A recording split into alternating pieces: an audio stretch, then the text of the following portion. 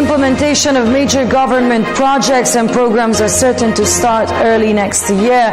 This with the scheduled signing into law next week of the 2015 national budget amounting to 2.606 trillion pesos. This report by Freddie Abando. President Aquino will sign the 2015 General Appropriations Act amounting to 2.606 trillion pesos and a supplemental budget of 22.467 billion pesos on December 23, 2 days before Christmas. For the fourth straight year, Congress maintained its record of approving the most important piece of legislation to ensure government has the resources to govern the country.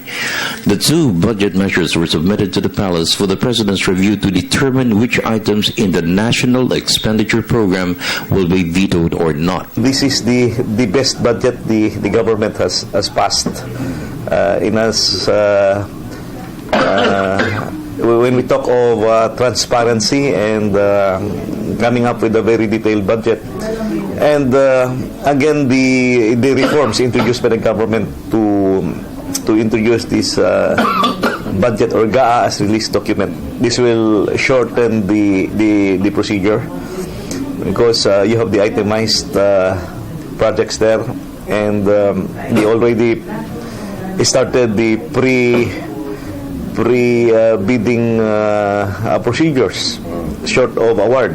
Then by the time the budget is approved and signed into law, that's the time they start giving out the awards. So, since the budget is the released document, the implementation of major projects and programs will start in early January.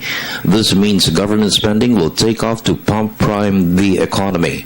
This year's spending by government has been slow since every agency were prudent in the utilization of its resources to avoid complications which could again be questioned before the Supreme Court. The High Tribunal's ruling that the Disbursement Acceleration Program and the PDAF are unconstitutional delivered a chilling impact on government spending for 2014. For the other operations of government, the fact that it's a budget as released document, it is now available. The budget will be available on day one, and hopefully it will really boost the economy. Despite the abolition of the Priority Development Assistance Fund, legislators from both houses of Congress were able to submit a list of projects for their respective constituencies.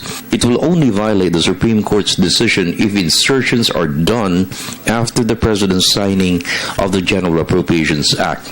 Any intervention by the legislators prior to the approval or signing of the budget are valid and legal. In fact, who knows, who would know the districts, who would know the areas more? The representatives. They have the voice of the people. That's why nga, pinili natin magdala ng kanilang boses sa kanilang distrito. In the meantime, the opposition continued to press for the itemized presentation of all projects to be funded by the supplemental budget. Congressman Toby Tiangco questioned the inclusion of 2 billion pesos for the PNP's transformation program. To have a supplemental budget, there must be supplemental revenues. No? And the Malacanang has not shown that this 22 billion will be sourced from new revenue sources. Ang dami na malinagay sa ilalim ng DILG na hindi sakop ng trabaho o ng mandato ng DILG. No? Yung DILG may batas na sumasakop dyan. May sumasaklaw na batas dyan. Maraming binigay na trabaho na hindi nasaklaw ng kapangyarihan o ng batas na ng DILG. For the People's Television Network, this is Freddie Abando reporting.